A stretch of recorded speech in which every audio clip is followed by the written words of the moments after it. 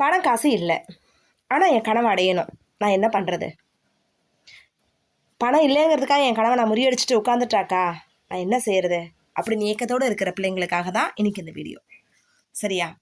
சரி, என்கிட்ட இப்போ பணம் இல்லை, நான் எப்படி ஜெயிக்கிறது? நான் பணம் ஏற்கனவே வச்சுருந்தேன், என்னை நம்பி வந்தவங்களுக்குலாம் பணம் கொடுத்து ஹெல்ப் பண்ணேன், இப்போ என்கிட்ட பணம் இல்லை, கடன்லாம் வாங்கி கொடுத்துட்டேன், எல்லா இடத்துலையும் சுற்றி கடனில் இருக்கேன், இல்லை. சரியா? அடுத்து என்னை பார்த்து உறவுக்காரங்க சொந்தக்காரங்களாம் இப்படி ஏமாந்துட்டானே அப்படின்னு சொல்லிட்டு என்னை புறக்கணிச்சிட்டாங்க. இப்போ நான் எப்படி சம்பாத்தியம் பண்ணுறது? எனக்கு வாய்ப்பே இல்லை, நான் என்ன செய்வேன்? யாரை நம்பி கேட்கறது அப்படிங்கிற ஒரு நபரா நீங்கள்? உங்களுக்காக தான் இன்றைக்கி நான் பேசுகிறேன். சரியா? பணம் இல்லைன்னு சொல்லி உங்கள் கனவு உங்கள் லட்சியத்தை நீங்கள் மூட்டை கட்டி வைக்கக்கூடாது. ஏன் தெரியுமா?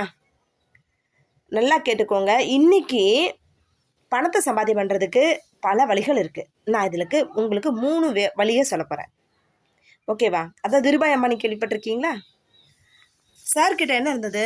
ஒரு 10 ரூபா இருந்தது. மும்பை வராரு, அடுத்த வேலை சாப்பாட்டுக்கு கையில் காசு இல்லை. ஆனால் அவர் என்ன பண்ணார்? ரிலையன்ஸ் கம்பெனி ஆரம்பித்தார். ஏன்னா அவரோட லட்சியம் கனவு பெருசு. எத்தனை சோதனை வந்தாலும் நான் லட்சியத்தில் ஜெயிப்பேங்கிற நோக்கம் இருந்துச்சு அவர்கிட்ட. ஜெயிச்சு காமிச்சார். புரியுதுங்களா? அந்த லட்சியம் உங்களுக்கும் பெருசாக இருக்கணும். இருக்கா இல்லையா? எப்படி அக்கா நான் ஜெயிக்க முடியும்? சரி, கையில் எல்லாருக்கிட்டையும் ஒரு ஃபோன் இல்லாமல் இருக்க முடியுமா? செல்ஃபோன் வச்சுருக்கீங்கல்ல, அந்த செல்ஃபோனில் உங்களுடைய திறமையை வெளியே கொண்டு வாங்க. எடிட்டிங் என்னன்னு தெரியும், குக்கிங் நல்லா சமைப்பீங்களா? போடுங்க. தோட்டம் அழகாக வளர்ப்பீங்களா? அதை வளர்த்து அதை எடிட்டிங் போட்டு வீடியோ போடுங்க. இல்லையா? யூடியூப் ஃப்ரீ இருக்குது, கூகுள் ஃப்ரீ இருக்குது. சரியா? இதில் உங்கள் திறமை எதுலன்னு பார்த்து முன்னேறி பணம் சம்பாத்தியம் பண்ணக்கூடிய வருமான வாய்ப்பை உங்களால் உங்கள் ஃபோன்லேருந்தே பண்ண முடியும்.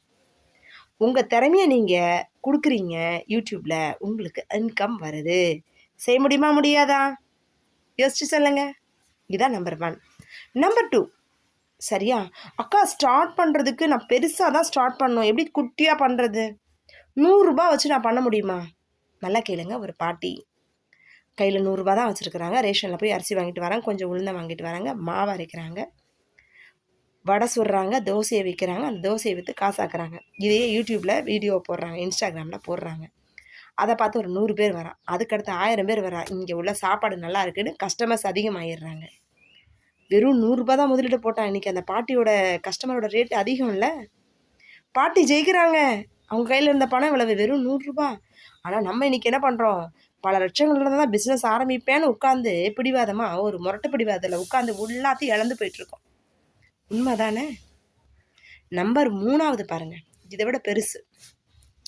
சரி, இந்த 2வது நான் சொல்லி முடித்தேன்ல, இதை இன்ஸ்டாகிராமில் போடலாம், ஃபேஸ்புக்கில் போடலாம், யூடியூப்பில் போடலாம். உங்களுக்கு கஸ்டமர் ரேட் அதிகமாக இருக்கும்.